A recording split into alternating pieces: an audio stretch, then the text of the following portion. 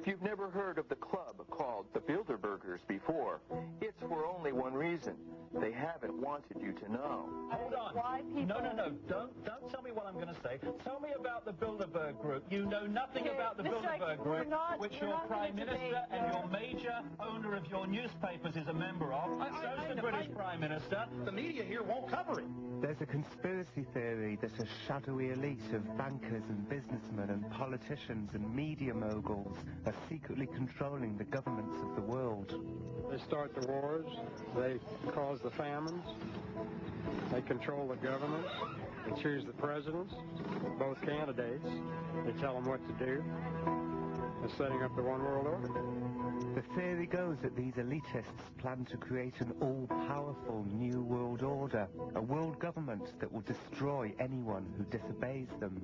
If I could explain to you who they were from the top down, we could just get a whole bunch of rope and go hang a bunch of them. And they're a despicable organization. But now, some conspiracy theorists believe they've uncovered the name of the secret cabal. They say their cover is now blown, that they are called the Bilderberg Group.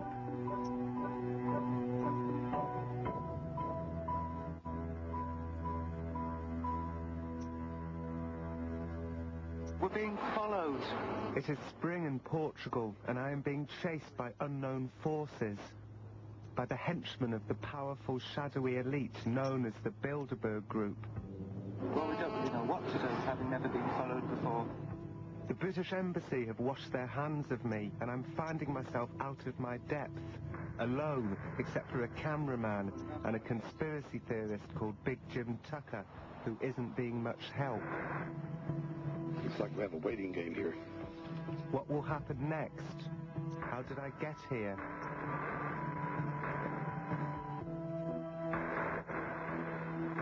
How many people in Britain have heard of the Bilderberg Group? In America, anywhere around the world? The Bilderberg Group, what's that? Well, and I understand that. No one ever talks about it, really. But I've talked to journalists about the Bilderberg Group. Bilderberg Group, what's that? I haven't got a bloody clue. So, isn't it funny that the Bilderberg Group seems to be rather influential? Tony Blair, Bilderberg Group. Gordon Brown, Bilderberg Group. Leading players in the present British government. Now, of course, the opposition chancellor to Gordon Brown was Kenneth Clark. Bilderberg Group. Let's look at the head of the World Bank, James Wolfensohn, Bilderberg Group. Let's look at the first two heads of the World Trade Organization, Peter D. Sutherland of Ireland and Renato Ruggiero of Italy, Bilderberg Group. Wherever you look, this thing comes up and no one's ever friggin' heard of it. There's something unique about Bilderberg conspiracy theories, in that their roots can be traced back to just one man. He's the man who brought Bilderberg to the conspiracy theory world. His name is Big Jim Tucker, and he's invited me to join him while he attempts to infiltrate the Bilderberg Group.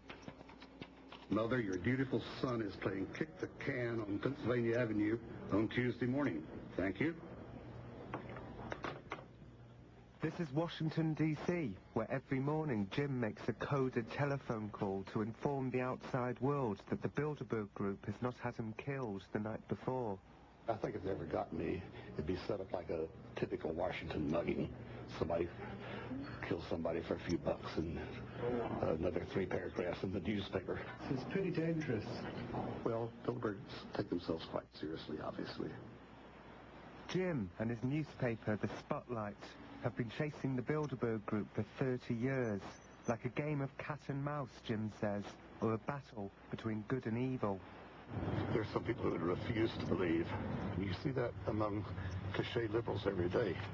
Some people also cling to ignorance.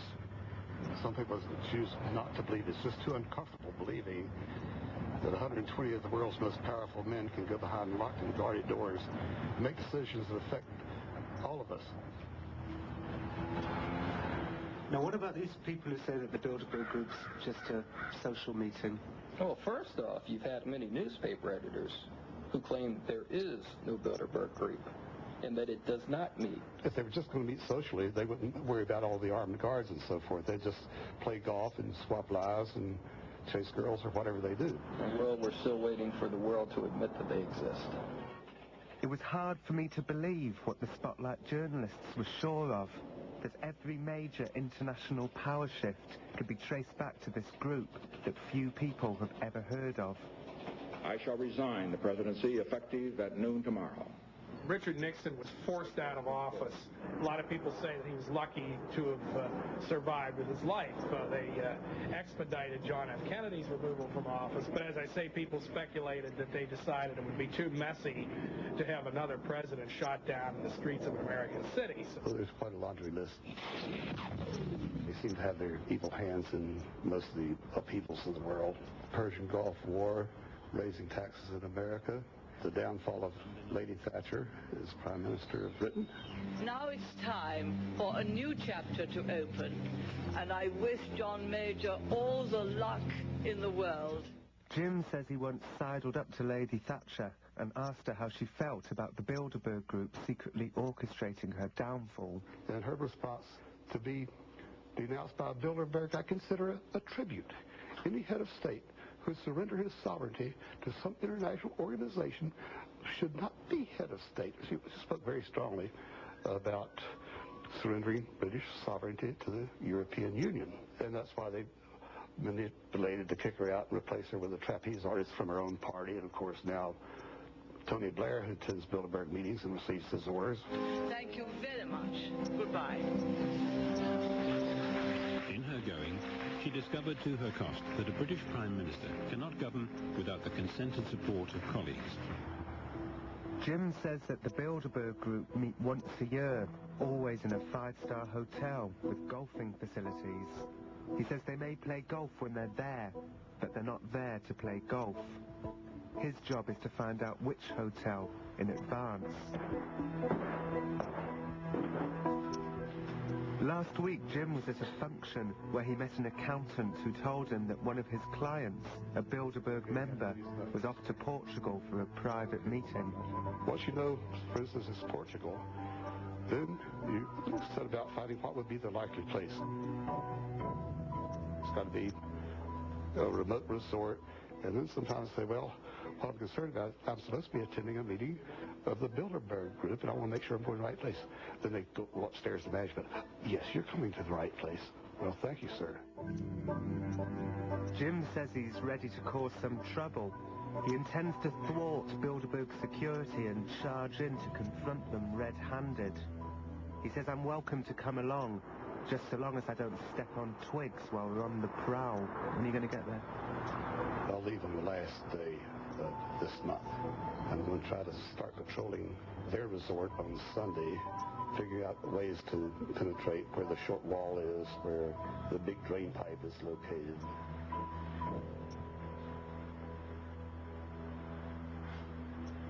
Mother, your handsome lad is dancing the macaroni in Portugal on Monday morning.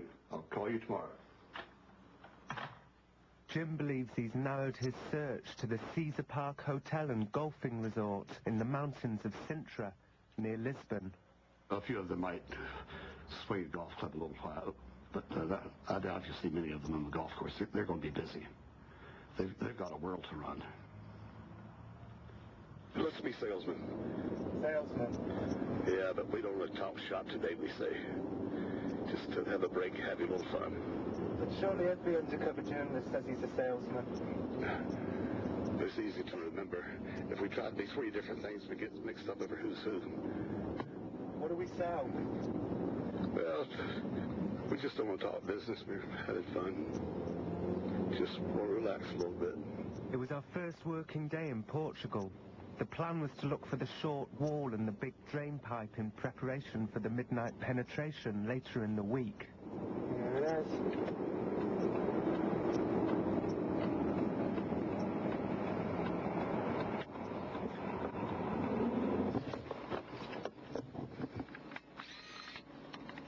We're being filmed by security camera.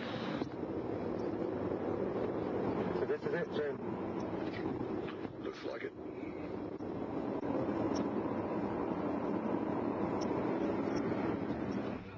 Yeah, it looks like they still have civilians checking out today.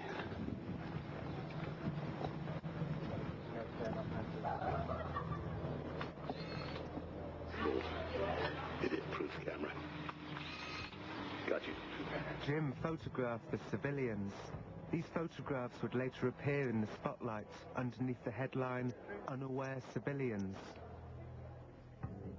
If we had lunch here on Thursday, we wouldn't have to make reservations, would we? What, Thursday? For Thursday, Just a second. My chief is talking. Okay.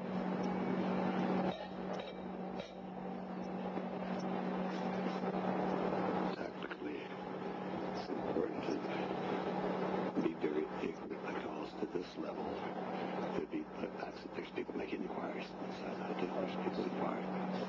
There's a better cause. Just wondering if we came back for lunch on Thursday, we wouldn't have to make reservations. Well, but is happen one thing. The hotel is a reservation for a big group. We don't accept nobody to coming from outside for 1 week. Yes, so that is exclusive for the group. Private group. Yes, that's right. How are you feeling inside of yourself right now, being here?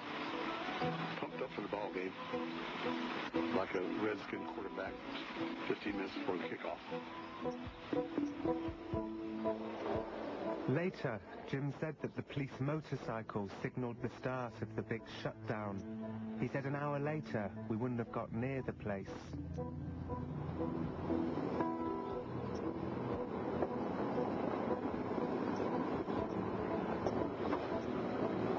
Jim, I think we're being followed.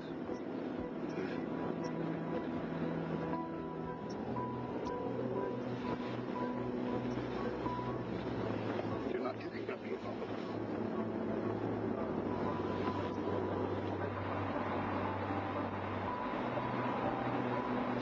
I'm not sure that we're being followed after all.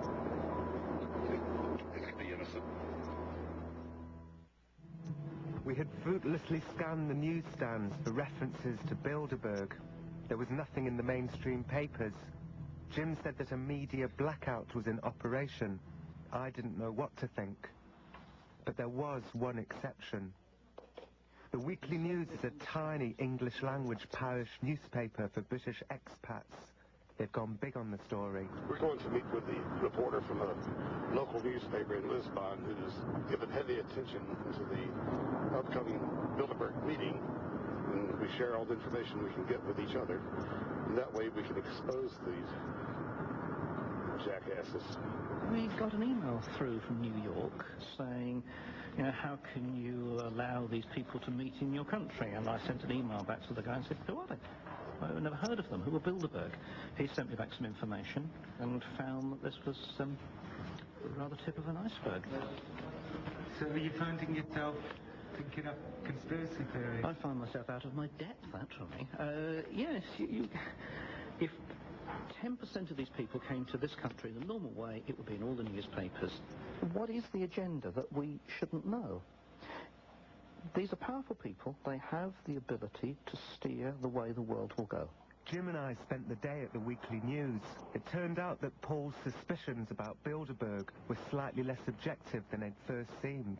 But a lot of Christians believe that we are in end times, and the Bible generally talks of the way that the world will move.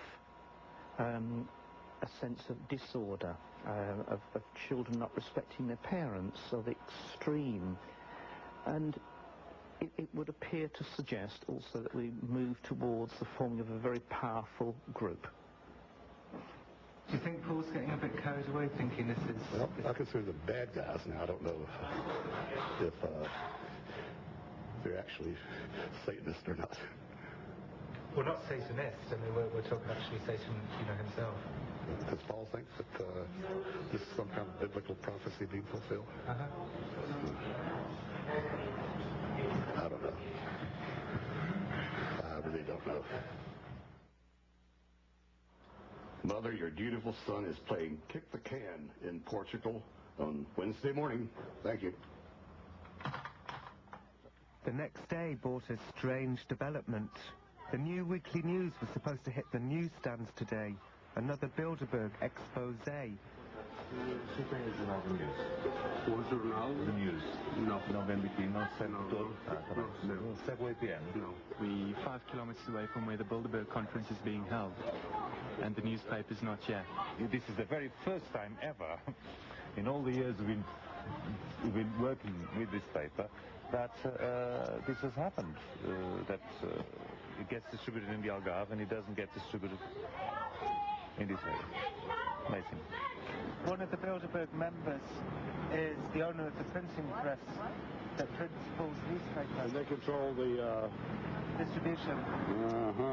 You can have a crooked mind and think, is it a coincidence that the man that prints our papers, could that be that man had anything to do with it? But the paper did appear a few hours later. Fred and Brendan were just being paranoid. We were all becoming a little paranoid. It is easy to be sucked up into the paranoia.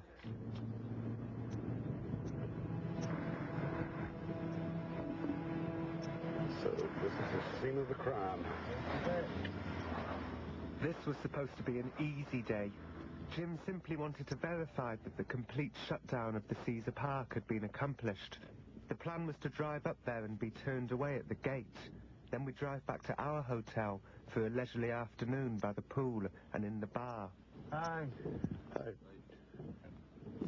Just going to the hotel. Hotel, then? But it was not to be.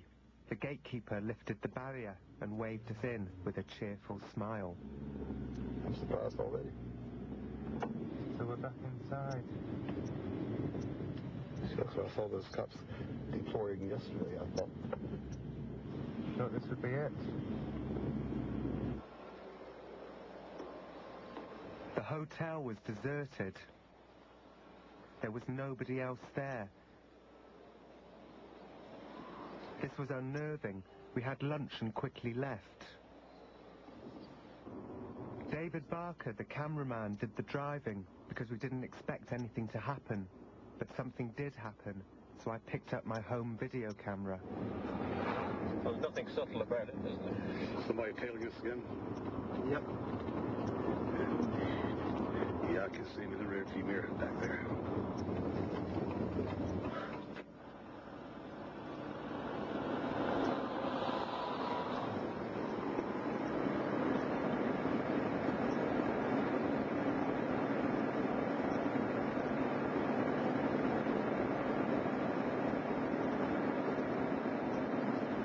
Looks like we have a waiting game here.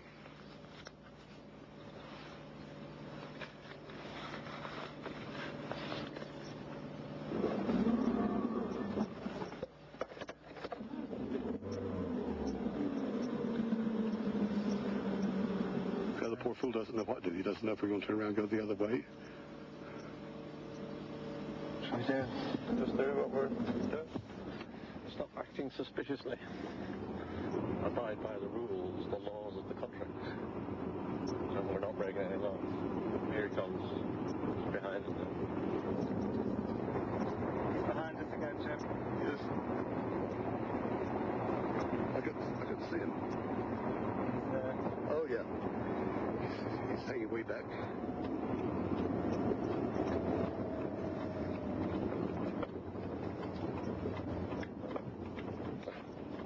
Is he pulling up? Oh, yeah, he's stopped.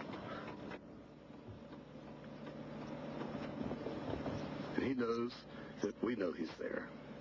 So who could it be? Bilderberg security of some kind. He's not going to move till we move. Do you think they might shoot us? I don't think so. I think it'd be too big of a story to have a fat old dead reporter lying on the shoulder. I hope and think it's just an intimidation. Now, once you're inside, you're a trespasser. They could decide that you were a thief. You trespassed on their grounds when you knew it was a private affair, and we thought he was armed. He looked threatening. We told him to stop, and he didn't stop. Dango. I don't like this. I'm not used to this. It's fun, isn't it? I mean, is it fun? Are you finding this fun? Well, maybe I'm an agitator by nature. You see, I'm more a humorist. Do you think if I tell them that, that'll help? We were followed back to our hotel. Is he still there? Yeah, he's still there. He keeps stepping behind the tree. We're playing peekaboo.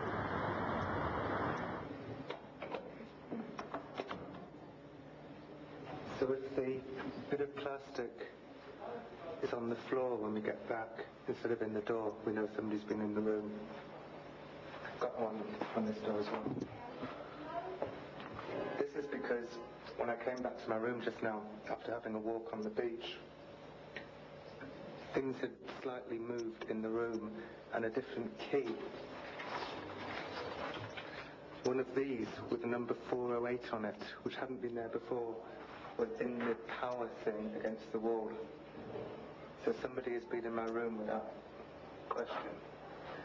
So that's why I put a bit of plastic here and a little bit of plastic on your door, David. So if they're on the floor when we get back tonight, we're moving to another hotel. Our surveillance continued for the rest of the evening. A man in a car followed us to a bar and then to dinner. And eventually I telephoned the British Embassy. No, it's okay. We're being followed. Well, we don't really know what to do, having never been followed before. No, he's not that serious. I explained to the British Embassy that I was essentially a humorous journalist out of my depth, and they replied with an extraordinary statement. They said that the Bilderberg group was way out of their league, that they were just a little embassy. He's still with us. You got a car get between us. Well, I don't know. I was hoping that maybe there was something you could do. Later, the British Embassy phoned me back and said they'd spoken with the Caesar Park and had been told that nobody was following us.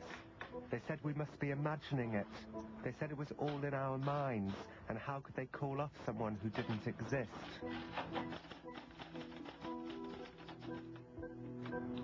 Goddamn idiot.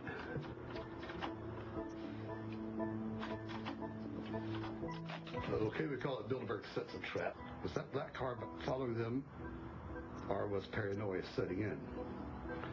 Barker, who was driving, suddenly stopped at the roadside and the car sped by. So they were not being followed on the public highway, right? Wrong. You guys will check me for accuracy on this while we do it. Tucker climbed several steps to the swimming pool area. Chaser ran behind a tree and the two played peekaboo.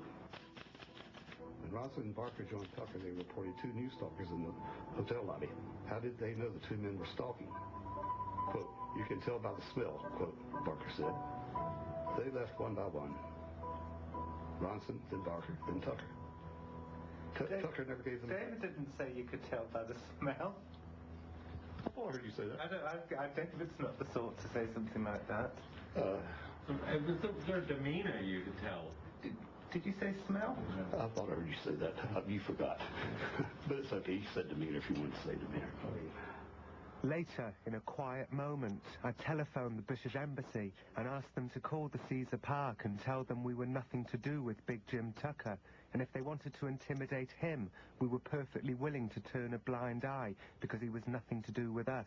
Well, looks like we've done a day's work, fellas.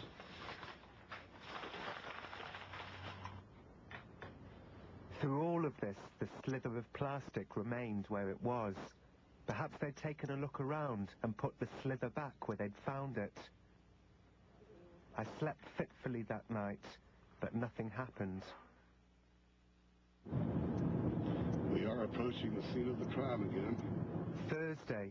This was the day Jim said the limousines would arrive. Yeah, they're sealed up. I don't see reporters. If I still had my doubts, Jim said, today was the day I'd know that the world was nothing like they said it was.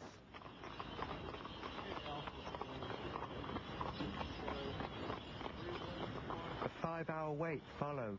Nothing happened.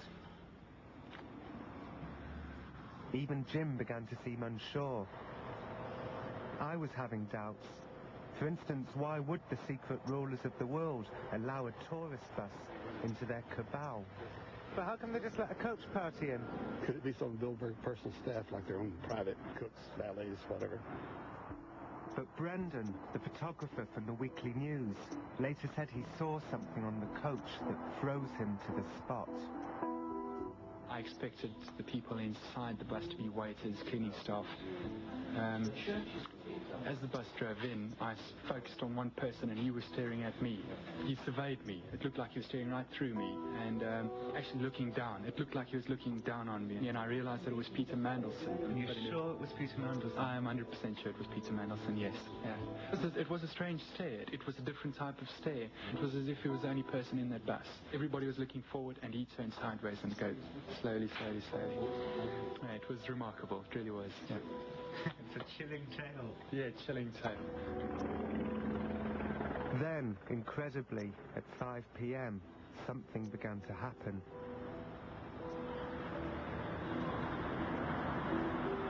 Later I managed to get a copy of the guest list, the names of the men who really did roll past us up the drive of the Caesar Park that day. There was Umberto Agnelli, chairman of Fiat. There was Paul Allaire, chairman of Xerox. There was Conrad Black, chairman of the Daily Telegraph. There was Kenneth Clark. There was Donald Graham, publisher of the Washington Post. There was Richard Holbrooke, ambassador to the United Nations. There was Henry Kissinger. There was Peter Mandelson. There was William McDonough, president of the Federal Reserve Bank of New York. There were CEOs of Nokia and SmithKline Beecham. There was David Rockefeller, chairman of the Chase Manhattan Bank. There was Robert Shapiro, CEO of Monsanto. And there was James Wolfenson, president of the World Bank. You're inside the scene of the crime now, planning the crimes. It seemed that Jim had stumbled onto something extraordinary.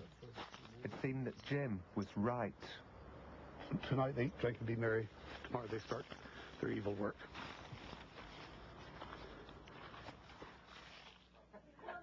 Later that night, Jim announced he was calling off the midnight penetration. You can't get lung cancer without working at it.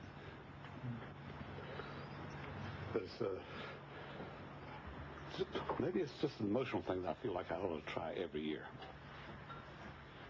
It was sad to realize that tobacco industry directors were inside the Caesar Park, and it was Jim's 60-a-day habit, his bad health, that had put pay to the midnight penetration. Later, back in Washington, Jim told me something extraordinary about the one time he met Henry Kissinger.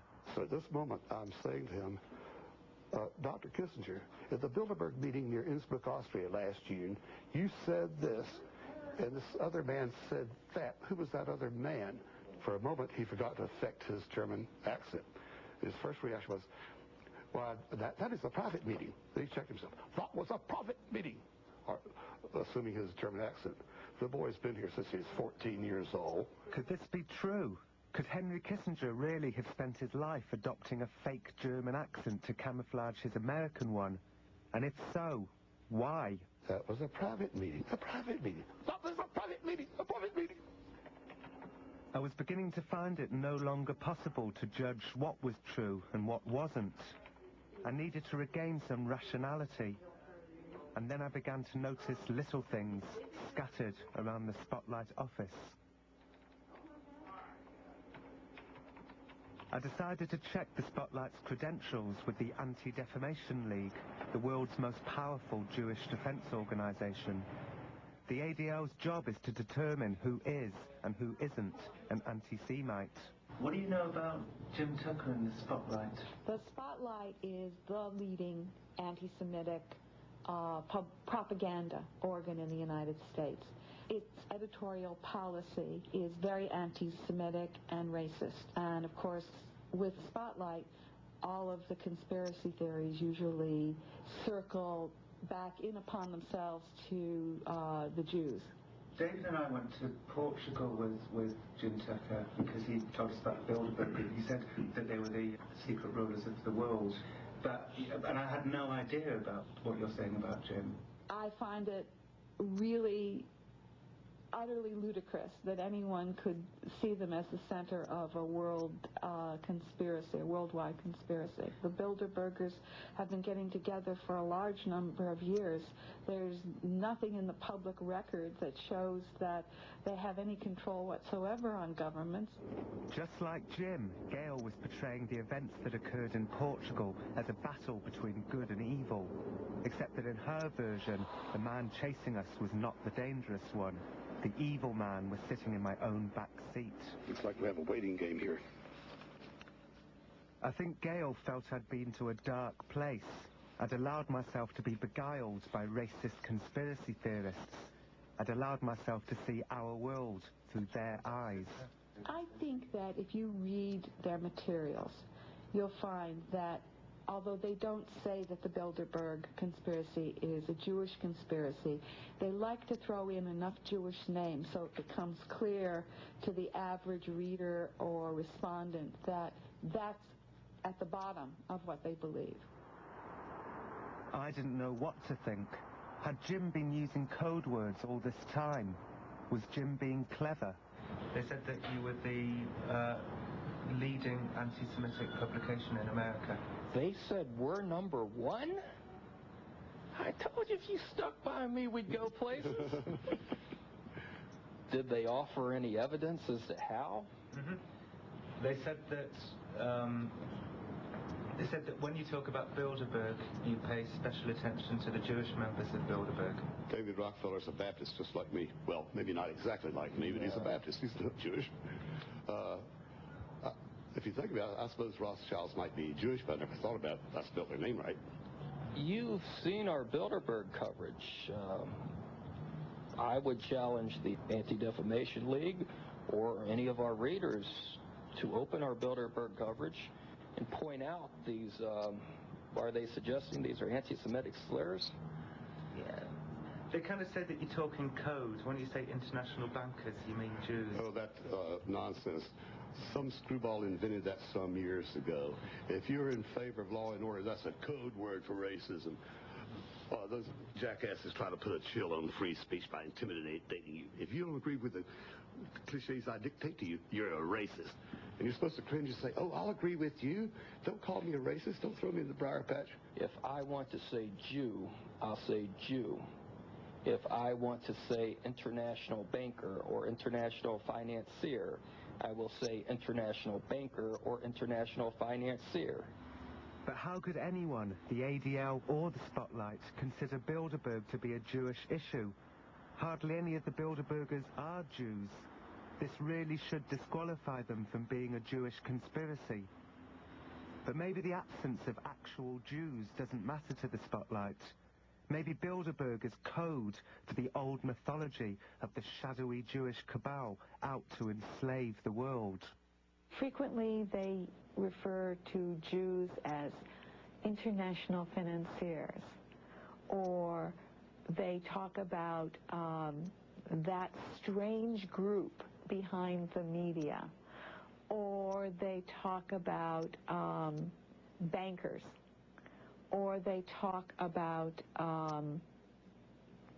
people who are culture manipulators, the middlemen. You know, the middlemen in New York, the New Yorkers who are causing the prices to rise so that they can put it in their pockets, but not in yours.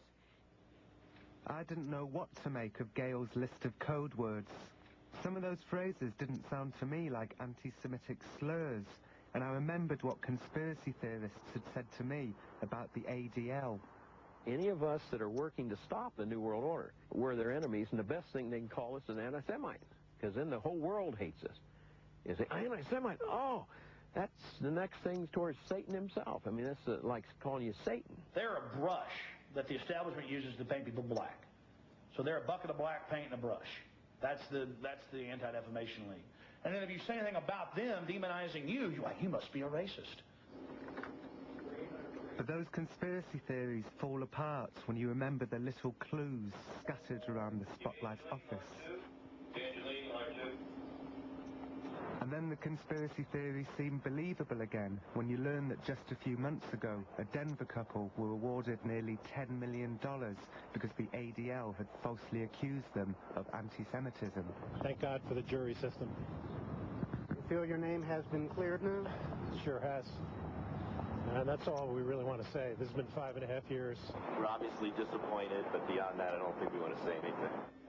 Gale's point was that the spotlight is racist, so they must also be wrong about Bilderberg.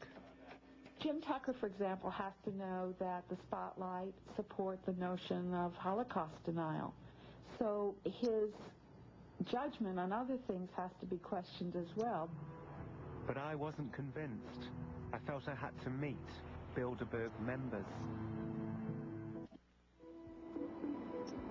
As the months progressed, our Portuguese car chase became the stuff of legends within the conspiracy theory world.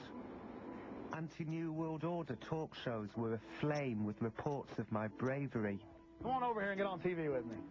That can be part of your film, you know. You were invited on the extremist broadcast because you guys actually made national, international news. I covered it here like last year in Central Portugal. You had some guy in black sunglasses try to run you off. And well, we went to a Bilderberg meeting in Portugal, and we tried to get into the meeting, and then a man in a dark green Lancia chased us all over Portugal. But it turned out okay. All right, bud. Well, certainly good talking to you, and we're just glad to have you here. Thank you. All right, you bet.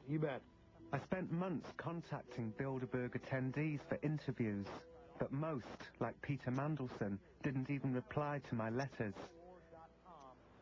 I remembered something that Paul Luckman had said back in Portugal about Bilderberg's culture of secrecy.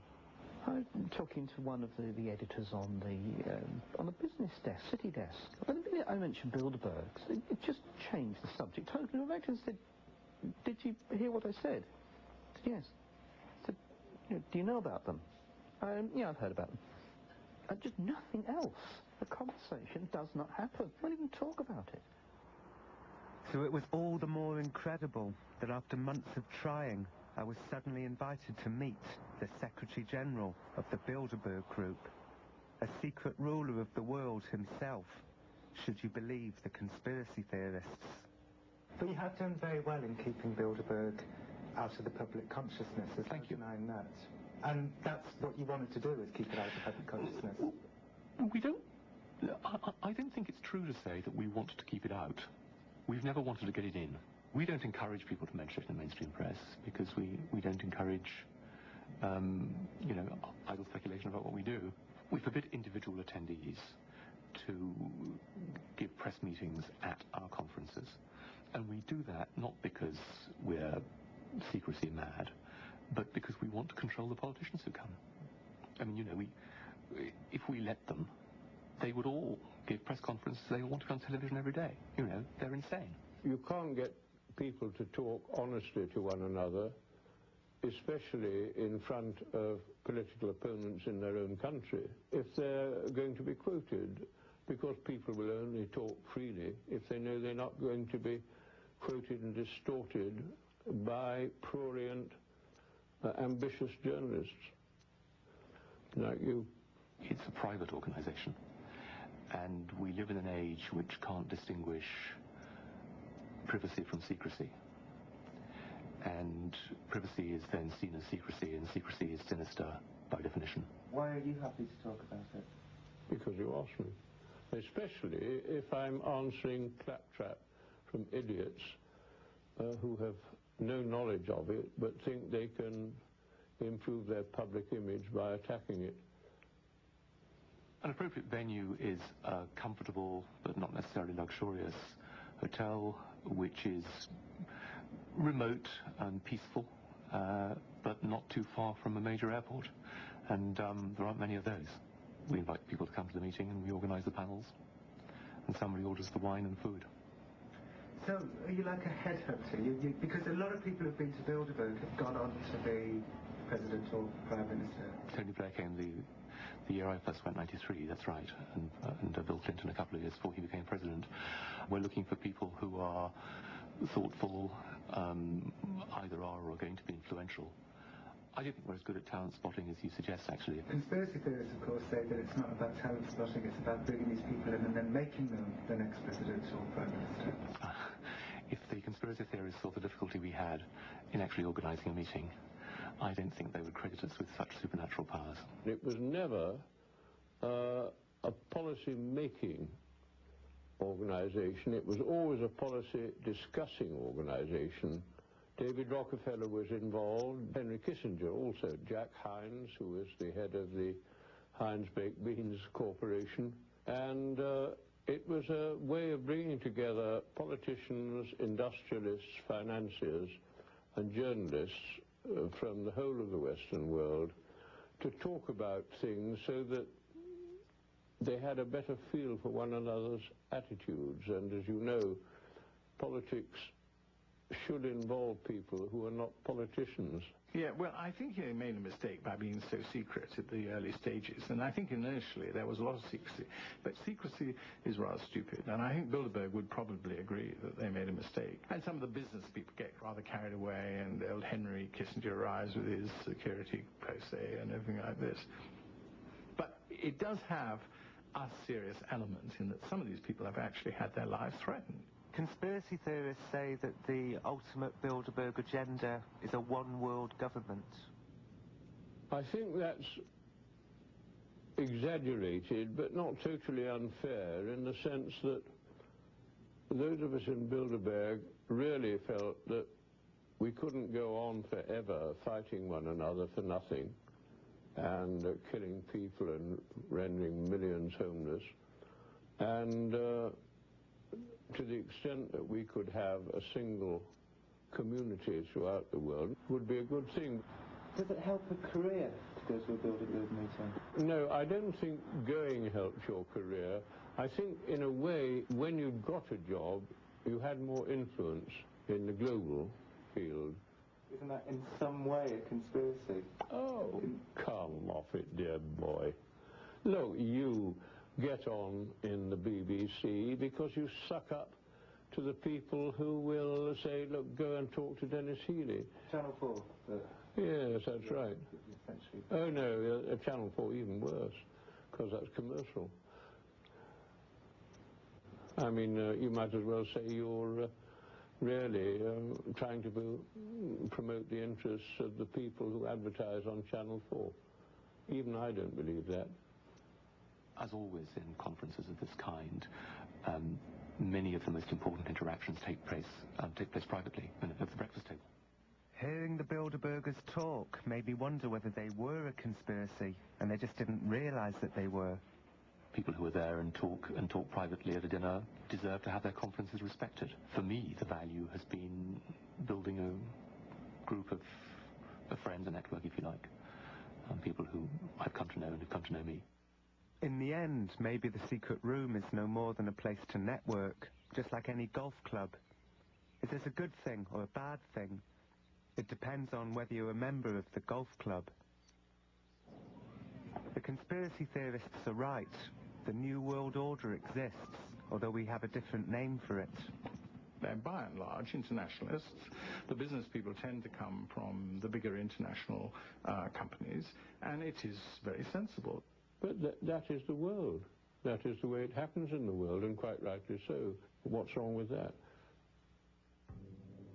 And what happens to those people who oppose this New World Order? They're like twigs in the tidal wave. If you don't have the right attitude, if you don't have the right belief system, you can be put up against a wall by these people. That's what they do. People who went to Bilderberg meetings as many times as Dennis Healy, including the first one, there's no way they don't know what it's really about. No way. Dennis Healy, a shape-shifting reptile. Don't know. I haven't done his genealogy, but does he know what's going on? Absolutely. One day, a few months ago, a bike messenger pulled up outside my house and dropped a package through the door. It was the minutes of the Bilderberg Portugal conference. Clearly someone within Bilderberg considered me a fellow traveller. I was curious to know what Jim might make of it. Are you at liberty to tell me who gave it to you? I don't want to tell you. Okay. I don't want to tell you. Is it exciting to have this document? Oh, yes. There's no such thing as too much information. The truth was clear and uncomfortable. There was no smoking gun, no plots, no intrigue. It could have been the minutes of any left-leaning globalist think tank. It was a disappointment. It does look rather dull. You can feel quite confident that anything that would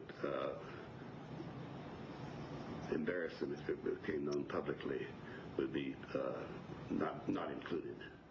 In the end, for Jim, the exclusion of anything embarrassing was proof of the conspiracy. So how are you feeling right now? Vindicated. On the record, the Bilderbergers told me that they didn't care about the conspiracy theories and that they found them ridiculous. I've heard of Jim Tucker. I can't say I find them particularly enlightening. I perhaps ought to tell you that when I became Secretary General, I mean, I had a choice. I could either take an immense interest in all the people who poked around and were on the web writing about Bilderberg, or broadly speaking, I could ignore them and get on with my life. And I didn't find it difficult to make the second decision. But off the record, some Bilderbergers admitted that they loved the conspiracy theories and are always surfing the internet. And I wondered whether the real conspiracy was between the Bilderbergers and those who believed in their evil power. Perhaps both sides like to think that Bilderberg rules the world because the truth is more alarming, that nothing but the flow of money rules the world and nobody controls anything. One of the most frightening things, of course, if you are anywhere near people who are in charge of governments or large businesses, is how they too are like corks bobbing around on the stream of what's carrying on. I mean, people hugely overestimate the ability of individuals to change the course of history at the moment. So do you think it's impossible for anybody to secretly rule the world? I'm absolutely convinced it's impossible for anybody secretly to rule the world. But Jim is undaunted. He thinks that my interviews with Bilderbergers have solved none of the mysteries. He says he's gone too far to quit now. I'm pretty much blacklisted from the establishment newspapers, and I was part of the establishment for the first 20 years of my newspaper life. Friends you've known for 20 or 30 years, used to see a lot, drink with, chase girls with. They can't take your call. They're always out of the office. They know there's something up there that they better stay away from. It's evil, very evil. And for so long as I live, I'm going to try to shine a light into that dark corner called Bilderberg. You're making me feel awful damn important. Dennis Healy told me that he took many photographs inside Bilderberg meetings. I felt we were getting along well. We were fellow globalists, and I was anxious to see his photographs, see the mood, the faces. Have you got any in a nearby album we could see? No. Oh.